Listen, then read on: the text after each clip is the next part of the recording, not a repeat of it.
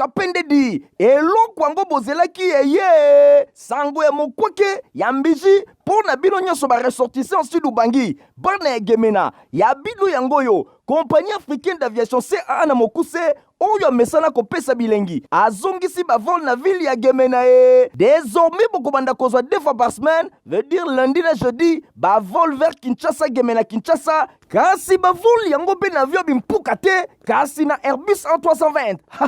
CAA elengi bangwaka boa elengi boa suka po moto eloba etumba nangwaka opika pende akosa te po bompikiliki boa nango pardon CAA 30 ans d'expérience mokoka na service ya peuple congolais mokili emona pe ndima lelo asopeli bana Gemena luxe ya mpepo pe savoir faire na ye na CAA mosala se mosala. Très heureux de se présenter devant la poste de télévision amino pour la présenter info lingala journal pour la peuple mbote pe meilleur ve na bino nyonso bolula kolanda journal pour la peuple tikaete to funga basonga so pour na kotata sabino ndenge chef de l'état Félix Antoine Tshisekedi Tshilombo ayambaki mokola mardi 2 janvier na cité ya Union africaine au ministre ya ba affaires étrangères ya République du Congo Jean-Claude Ngakoso oyo azalaki porteur ya message ya félicitations ya homologue na ye Denis Sassou Nguesso na réélection na ye héritier mapinemi apesi bino ba détail. Chef de l'état Félix Antoine Tshisekedi Tshilombo ayambaki mardi 2 janvier na cité ya Union africaine ministre ya affaires étrangères ya République du Congo Jean-Claude Ngakoso oyo azalaki porteur ya message ya félicitations ya président Denis Sassou Nguesso homologue na ye pour na brillante réélection ya chef de l'état Félix Antoine Tshisekedi Tshilombo. RDC auti kolekisa événement moko munene boye bango balobi bango nyonso balandaki na pene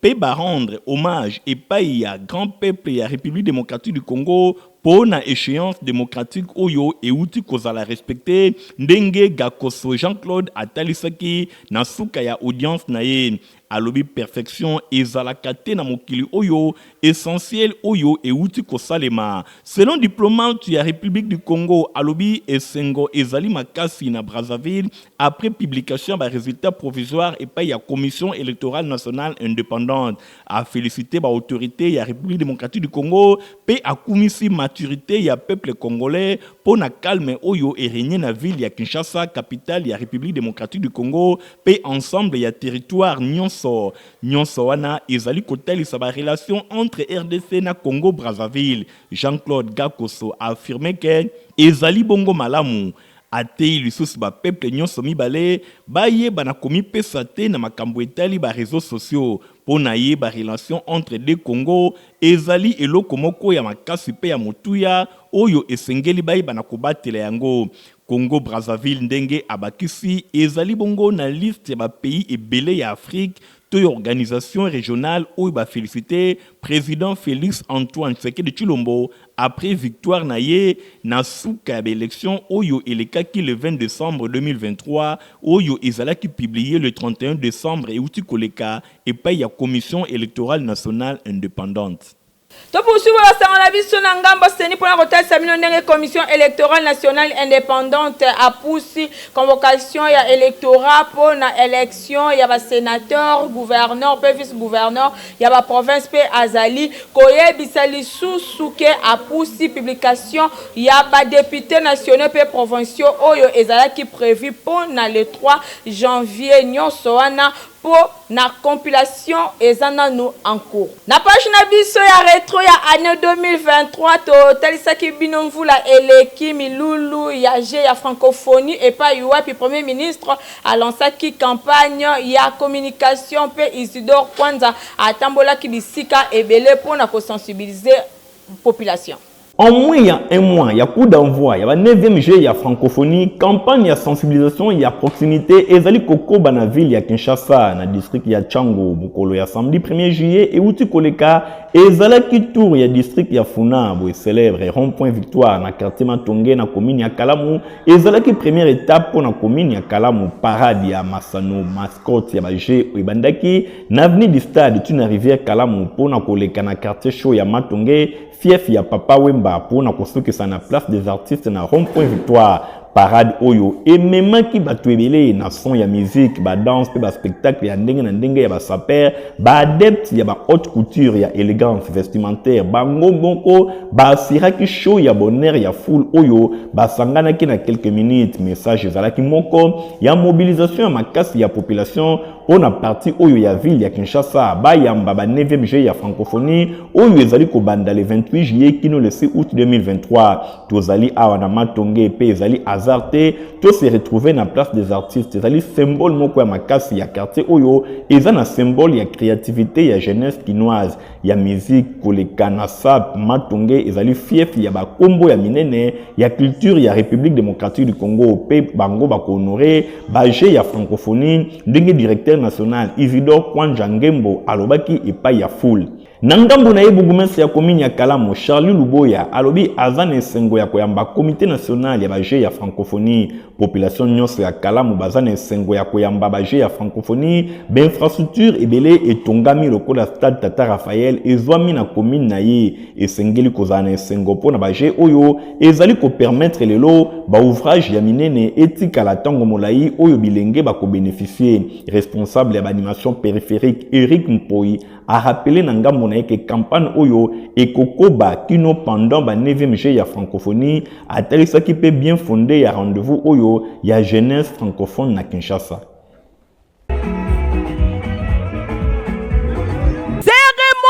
Lancement ya campagne ya communication ya ba 9e juillet ya francophonie et salemaki kitoko na présence ya ba personnalité ya ndenge na ndenge na ba kinois intervenant ya pokwa oyo ezalaki bongo ba artiste musicien congolais oyo bazalaki convié pona ko agrémenter soirée oyo ministre ya communication pe média Patrick Mouyaya a indiqué que ba jeu ya francophonie ezali placé sous le signe de l'espoir. Excellence, monsieur le Premier ministre, ba remercier ndenge azali prêt pour na exercice oyo lelo ndenge kaka ba desidaki ba lancer campagne ya communication pour na appropriation ya ba ya francophonie ba bandaki yango na tongo ba mobiliser ba véhicule ba bandike ba kinois ba monaki ba mobiliser ba artiste musicien ndenge kaka bomoni aperçu ya soirée oyo pamba te balingi ete mokili mobimba bayeba ke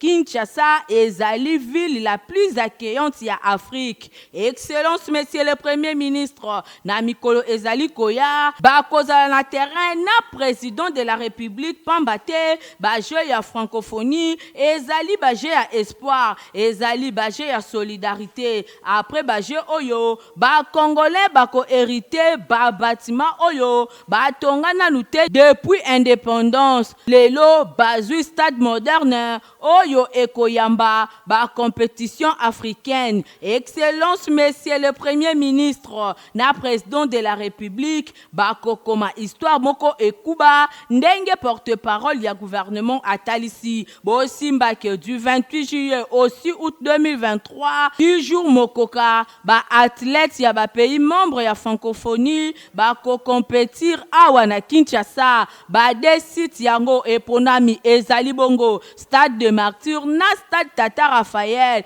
ezali prêt pour na koyamba ba compétition ba délégation déjà ezali kokoma na ville province ya Kinshasa bosimba ke ba 9e juillet ya francophonie ezali bongo festif pe accessible na population ekosalema na format moko unique oyo ekozala lié na concours culturel pe ba épreuve sportive ya haut niveau na programme ya 10 jours oyo bosimba ke 11 concours culturels, 9 compétitions sportives, disciplines en animation périphérique, Tonjango, ba cérémonie officielle, tomoni bongo ouverture, clôture, pe gala, yaba lauréat, pe festif et kozala transmise en direct na ba chaîne internationale, ya multiples animations périphériques.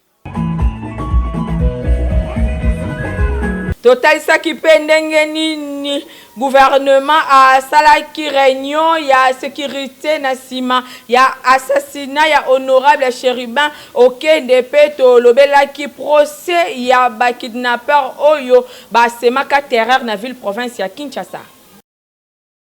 Premier ministre Jean-Michel Samalukonde Kenge a convoqué d'urgence mokolo ya jeudi 13 juillet 2023 réunion ya sécurité na cabinet na ya Mosala ezalaki mingi pona kolobela ka ya liwa ya député national Chéribin Okende oyo nzoto na ye ba retrouvaki yango mokolo ya jeudi 13 juillet na poids lourd na commune ya Gombe na kati ya voiture na ye boye bazwaki na réunion oyo ezalaki bongo ministre ya ba droits humains ministre ya communication pe média vice ministre intérieur commandant ya 14e région militaire, général de brigade Stazine Kazimou, administrateur ya ANER, directeur général ya direction générale de migration, commissaire général adjoint ya police nationale congolaise chargé à l'opération, pe commissaire provincial ya police nationale congolaise ville ya Kinshasa. Na compte rendu ya réunion oyo ministre ya communication pe média Patrick Mouyaya a déclaré ki boye liboso ba panze sango bango nyonso bazana choc président de la République longona premier ministre bango nyonso pe gouvernement mobimba bango nyonso bazali bongo na choc ya makasi pour la communauté congolaise mobimba komona ba acte o ya mabe ezali kosalema contre moko ya ba collègue na bango ezali quelques mois à savoir honorable Chéribin Okende Senga premier ministre alingaki kosangisa na lombango ba responsable nyonso ya ba service ya sécurité pour na kota la situation oyo likolo ya message ya condamnation pe ya condoléance oyo esalemaki parce que esengelaki koyeba na kosangana na lombango penza na nzela wana enquête préliminaire esi ebandaki na niveau ya police nationale kasi yango esengelaki koyeba ke na niveau ya réunion oyo commission d'enquête moko ya monene esalemi e ko impliquer ba service nyonso bango nyonso bayokani pona ko associer na enquête oyo ba service étranger pe ba pays ami oyo bakoki kosala transparence rapidement bango nyonso bakoyeba lumière esalema pona crime oyo ekomeli moko ya ba honorable député alobi ke bomoni poste welekaki ba bouclage esalemaki mingi na commune ya Bandal bomonaki ndenge nini eleki mwa mikolo communication esalemaki longo na ministre intérieur pe ministre ya santé na tina wana ezali kotalisa volonté ya gouvernement pona kolongola psychose oyo ya ba kidnapping oyo bazali kosala pe ba trafic ya organe biso nyonso tozalaki na alerte ba service nyonso basalaki vigilance et kozala ba mesure oyo ekozala annoncer epai ya police nyonso ya cadre ya kolongola question to ko plonger ville ya Kinshasa na psychose alors que biso tozali bongo na veille ya événement munene oyo ezelami ezali ba 9e G ya francophonie tozana ba élection ekosalima na suka ya mbula biso nyonso tozali kosangager to ko travailler biso nyonso pona ko assurer sécurité ya teni ya milulu oyo nyonso na mboka par rapport ya ba spéculation oyo ezali kosalima pona ba circonstances ya crime contre acteur politique ya premier plan député national boye porte-parole ya gouvernement aboyi ko tirer ba conclusion na lombango kasi alobi ba enquête ezali kosalema boye bango nyonso gouvernement bakozala bongo wana ezali kaka collègue na bango oyo akufi bango nyonso bazali bongo na attitude ya recueillement na tina wana président de la République a anilaki visite ou alingaki kosala na terrain premier ministre a réduit maximum ya activité oyo esengela ke selma mikolo oyo bango nyonso bakobserver penser moko piège pona oyo akufi ezali bongo makambo oyo gouvernement asololaki na réunion basalaki bosimbake na 2018 Chéribin Okende azalaki élu député national ya circonscription électorale ya Lukunga na ville ya Kinshasa na avril 2021 azalaki nommé ministre ya transport pe voie de communication pe désenclavement na gouvernement Sama 1 oyo a démissionnaki lelo atikali porte-parole ya ensemble pour la République parti opposition ya Moïse Katumbi Chapwe. Pendant procès à kidnapping na ville province ya Kinshasa, Boutou ya le 6 p le 7 juillet 2023, Bosengeli koyeba que procureur général a réquisé 24 kidnappeurs oyo bakangamaki na sima ya verdict oyo ezalaki rendi jeudi 6 juillet. Ebele kati na bango bakateli bango ba peine de mort lokola Big Boy, Christian Ngala Lomana, Reg Damangwa, ye bakateli 2 ans de prison pour enlèvement. Isaac Lebo Tuleke, Kaba, ye bakateli peine de mort et l'on ba complice na ye. Pe bakofuta amende ya $20,000 américains, pambate bazali reconnu coupable na ba meurtre, ba enlèvement, pe ba vol à main armée. Population alandi verdict oyo na bokebi kasi batikali na mwa mituna na ngambu na bango kolobake bare ebele oyo bazolongola bato soki banani nde bachoter nango nyonso wana justice apesi liberté kasi eloko ya motuya ezali ke kaka bandeko oyo lokola bazali condamné bapurge vraiment peine na bango po ebele kati na bango basala deja bacrime bakangama kasi base retrouvaka kaka libanda toyebi te soki na maji nini. Tolobelaka pe ndenge tension oyo ezalaka na ngambo ya EPST epai wapi ba inspecteur provinciaux ya EPST babima bakendaka ko déclarer bambongo na bango pe totalisaka bino na ngambo na santé ndenge nini épidémie ya Mpox ekotaka na ville province ya Kinshasa. Na tongo ya vendredi 9 juin, tension ezalaki makasi na kati ya imprimerie y'enseignement primaire, secondaire et technique, bas correcteur, dépouilleur, bas volontaire, agent et cadre y'enseignement primaire et secondaire et technique, balakisaki mécontentement na bango na o etali correction nationale na sujet etali examen d'état TENASOP ENAFEP ya année passée. Tisika oyo dossier na bango ezali kaka na suite ya malonga te bafuta mbongo na bango ndenge tokokaki koyoka na minoko na bango nanu bazwi solution te promesse ne promesse solution ya malonga ezali te talati na soulèvement na bango esalemaki na tongo oyo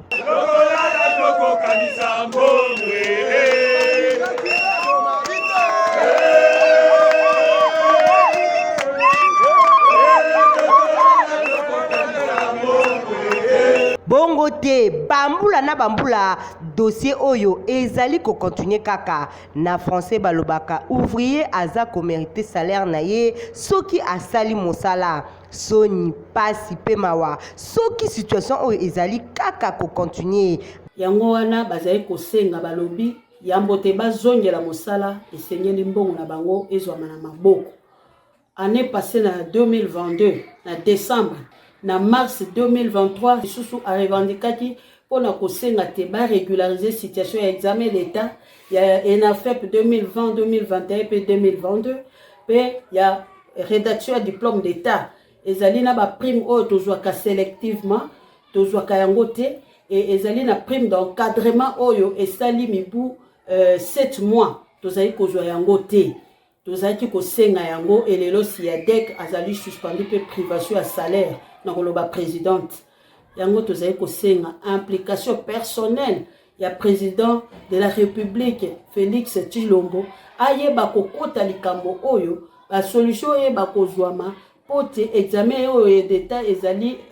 na danger eyeba kosalema na kimia nyonso bakonzi bokangi matoi to nini bopesa mbongo na bango ya année passée na o etali correction ya examen d'état TENASOP pe ENAFEP kutu ba dossier ezali ebele mbongo ya composition epesama te bo opérateur basala kape greffe na o etali mbongo na bango organisation examen d'état TENASOP pe ENAFEP ezali likambo ya moto moko te ezali bongo affaire ya l'état bo résoudre problème na bango dossier oyo eza à suivre. Situation épidémiologique ya moke Mpox na mokuse na République démocratique du Congo nde ezali ko préoccupé ba responsable ya mboka talati na ministère ya santé publique hygiène pe prévention elongo na ministère ya environnement pe ya pêche na élevage ba organisaki point de presse oyo epai wapi bazalaki absent kasi bazalaki représenté point de presse ebandaka te ebandi mo ya circonstance epesamaki epai docteur Shongo epai wapi tour à tour ba représentant ya ba ministre balekaki pona ko expliquer épidémie oyo Mpox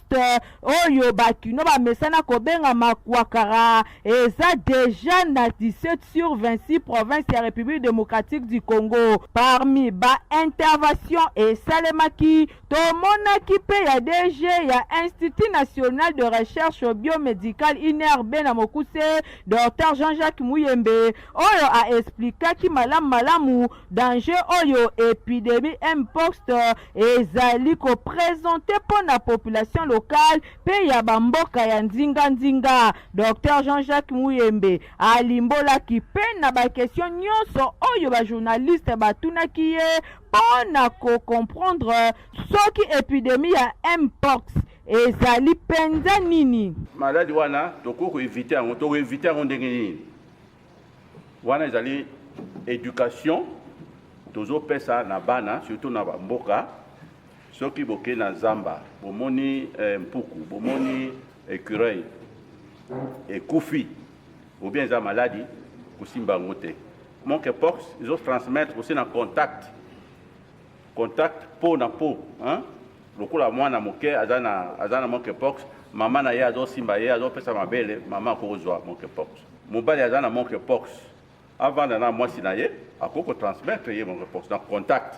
Bosimba ke point de presse oyo esalemaki na lisungi ya ICD Public Food Action oyo na occasion ba profitaki na nzela ya directeur pays na bango ko remettre ba outils ya sensibilisation contre épidémie ya mpox et pas ba représentant ya ba ministre oyo bazalaki na milulu pona tour na bango bako bana ko sensibiliser population kitoko po ake bana épidémie oyo ezali contagieuse pe ekoki komema moto na liwa.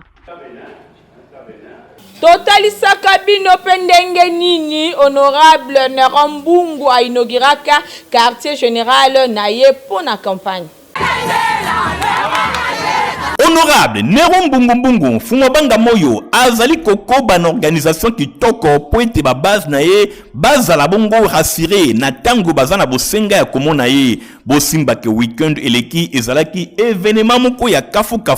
na quartier général na ye oyo ezali désormais na avenue Mbamba Kilenda kuna na commune ya Kisenso epai wapi quartier général ya honorable Nerombungu etami ba base na ye nyonso bazali désormais informé bosimba ke weekend eleki ezalaki bongo coupure ya ruban symbolique pona kotalisa ke makambo nyonso ebandi nyonso ekozala kuna oyo azana besoin ya komona honorable akozala wana chaque jour ndenge moko atalisaki bosimba ke milulu oyo ezalaki riche en couleur epai wapi ba sportif pe bazalaki wana basalaki quelques démonstrations pona kotalisa milulu oyo ndenge ezalaki vraiment kitoko ye moko honorable Nerombungu Fumabanga Moyo azwaki maloba pona ko rassurer ba base na ye nyonso ya commune ya Kisenso baebake quartier général ya Ngoyo na Mbamba Kilenda na commune ya Kisenso epai wapi ba dossier ba doléance makambo nyonso ekozala bien traité. Donc lelo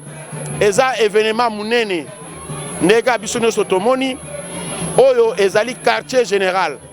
ya Fumabanga Moyo et quartier général oyo tozana ba branche déjà 11 bureaux oyo tosi tovandisi na Moamba. Alors yango wana ba sollicitation ezaki ebele tolobi non il faut tous en quartier général oyo tobando centraliser makambo nyonso et dirigé par lui-même les Fumabanga Moyo mais na kati ya quartier général tozana ba différents départements oyo ezo traiter makambo ya lolenge ko bando yela donc ndengo tuni pona population oyo yebinga na za mutu abatu lelo bakomo benga nga ngunza mutu oyo amona musika. Celui qui veut aller loin ménage sa monture. Ndenge kaka balobaka honorable Nerombungu Fumabanga Moyo a telemisi mo bange na quartier général Ekuba ba condition nyonso ya kitoko yangoyo ezali komonana nyonso kaka pona kotaba électeur na yeto base na ya Kisenso bazala à l'aise misala nyonso ekosalema kaka na esika oyo ndenge bozali komona.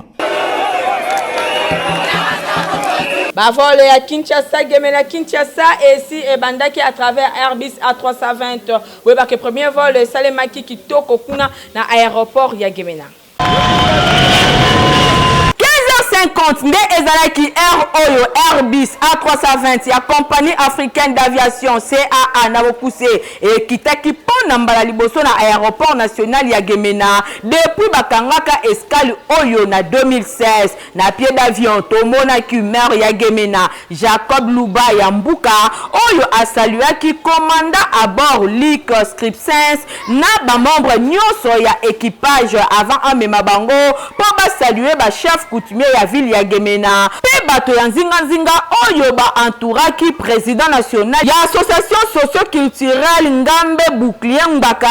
Emmanuel Ngbali Gaza oyo babundi makasi elongo na ba autorité provinciale ya Sidubangi na fête ya Sidubangi pona ko convaincre hiérarchie ya CAA po bandima ko servir ligne aérienne au kitoko. Merci à la hiérarchie de la CAA qui finalement a accepté de répondre positivement à notre démarche. Nous remercions les ministres des Transports et de la Communication qui ont mis en compte. Nous remercions également et nous remercions toute la population qui nous a soutenus. Toute la population qui nous a soutenus pour cette démarche. Ambiance ezalaki total na aéroport ya Gemena. Population bayaki ebele oyo babinaki na rythme ya groupe folklorique Gazawili. Elandisamaki na visite ya avion na kati epai ya ba chef coutumier pour na rendre compte ya confort pe capacité d'accueil nango pour na premier vol oyo bondi melangake CAA azalaki na 123 passagers na arrivé pe 92 na départ ya Gemena oyo ezali penza motif ya fierté pour na chef ya escale Monsieur Longondo GG. À la joie pour la journée d'aujourd'hui puisque mon patron m'a honoré. Je suis en train de rassurer la population que nous sommes là. Donc on a organisé 2 vols par semaine. Je sais que si plus on va augmenter le trafic, nous allons aussi modifier. On va ajouter encore un autre. Voilà la seule promesse que moi je paie, que nous sommes avec vous et nous allons desservir la contrée de Sud-Ubangi.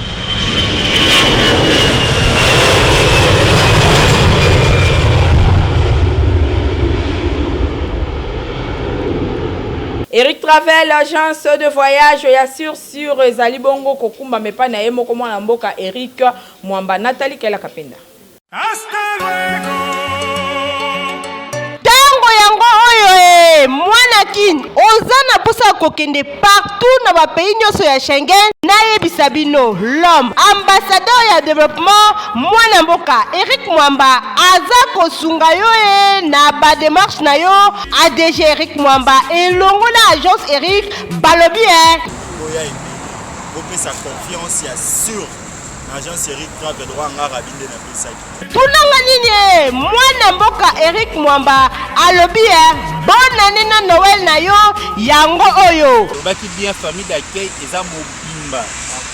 na Belgique, eza mobimba na France, eza mobimba na Italie, na Schengen mobimba. Bombo sanate yo oza pe na pose kokende na Turquie, Dubaï, Afrique du Sud, Chypre, oza na pose ya visa Schengen, États-Unis, kokende na yo musika te, agence Eric eza wana erataka te sur prise en charge na yo pe eza rassuré. Agence Eric Travel ezwami bongo na 11e rue Limete, mosika te na INPP. Yo oza na Tiangu, boulevard Lumumba, côté ya Masina, soki olingi okota na entrée Kimbuta. Na Mikonga, na commune ya Ntele, ozali sur boulevard Lumumba, numéro 44, na quartier Mikonga na commune ya Ntele. Référence à CCT, non loin ya alimentation régale. Bana ya Funa, na diagonale ya commissariat la police, côté ya Rekingabwa. Bongo na Victoire 2 na commune ya Kasavubu, yoswami sur avenue Bongandanga, numéro 2, na commune ya Kasavubu, na kati ya immeuble PP Center. E bongo yo na Lukunga, kende kaka na Kitambo magasin, pene ya Facebook. Bongo na rond-point Ipen, dozali sur avenue Marine, numéro 1189, na quartier Ngomba Kikusa, na Binza Ipen, en face ya entrée principale ya église de la Porte. Agence Eric Travel, ezome mabino likolo, bokomela pema. J'ai pris le maco, j'en ai fait cadeau, j'en ai bientôt. Moto nyonso alingi kolata sapatu ya kitoko place eza semoko na 7e rue Limete epa ya Papa Griff. Papa sinangai, eutako apio. Oli olingaka basapatu kitoko, olingaka mokoto ya malonga oyo ekobimisa yo propre liboso ya bato nyonso. Esika eza se moko na 7e rue na commune ya Limete na place commerciale na Petit Boulevard. Tala malamu yeyo collègue ya bato nyonso basalaka basapatu minene na mikili ya poto basapatu ya kitoko oyo bino boyebi. Yeyo ye moko ayebi mosala na ndenge akosakana te bato nyonso bayebi. Collègue ya Jimmy Weston azali kosala mokoto na ndenge akosakana te. Nayebi ke chef de l'État Fachi Beton oyebi nga na kombo, oyebi nga na elongi, oyebi nga na musala. Moi je pense que c'est déjà quelque chose de bon. Puis oyebi batezaki na limete. Donc il y a un premier ministre, nous allons na misé oyo kota parler du peuple obenga ngai tokutana. Mais tu le loka ba blocage. Mais on a même na ministre là, ministre de la culture azali, ministre de l'industrie azali, ministre de la PMI azali, PMR.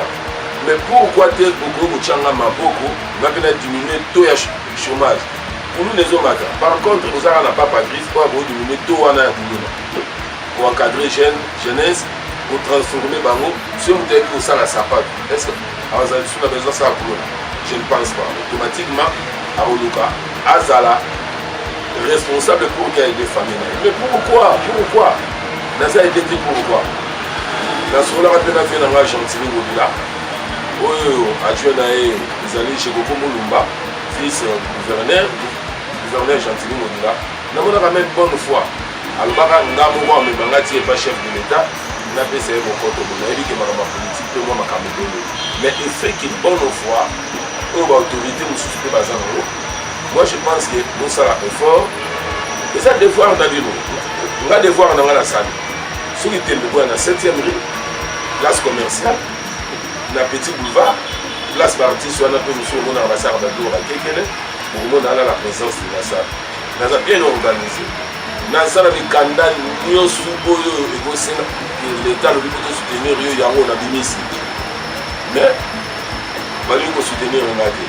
Bon, je comprends. Tant que client ne soit pas d'accord,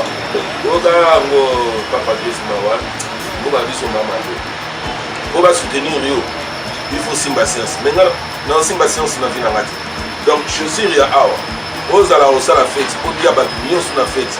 la tara tesa Awa. Aux ala au mariage, la tara Awa. Aux ala sapat qui a mon nez, le col à il.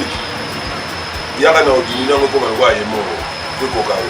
Ozala o le quoi est mort on veut comme abolique le cola il y a dans ça dans sa réparation dans sa fabrication donc na yebi musala comme il se doit ota ki bater ça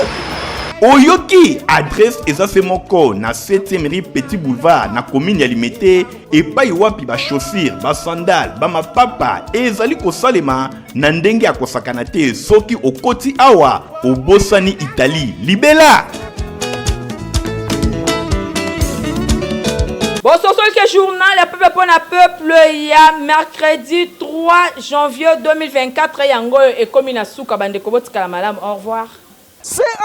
aïe etumba nangwaka opika pendedi eloko yango bozelaki eye sango ya mokweke ya mbiji pona bino nyonso ba ressortissant sud ubangi bana egemena ya bino yango yo compagnie africaine d'aviation CAA na mokuse oyo mesana kopesa bilengi azongisi bavol na ville ya Gemena désormais bokobanda kozwa 2 fois par semaine veut dire lundi na jeudi bavol vers Kinshasa Gemena Kinshasa kasi bavol yango pe na avion bimpuka te kasi na Airbus A320 CAA elengi bangwaka boa elengi boa suka po moto eloba etumba nangwaka opika pende akosa te po bompikiliki boa nango pardon CAA 30 ans d'expérience mokoka na service ya peuple congolais mokili mona pendima les lois sopeli bana Gemena luxe ya mpepo pe savoir faire na ye na CAA mosala se mosala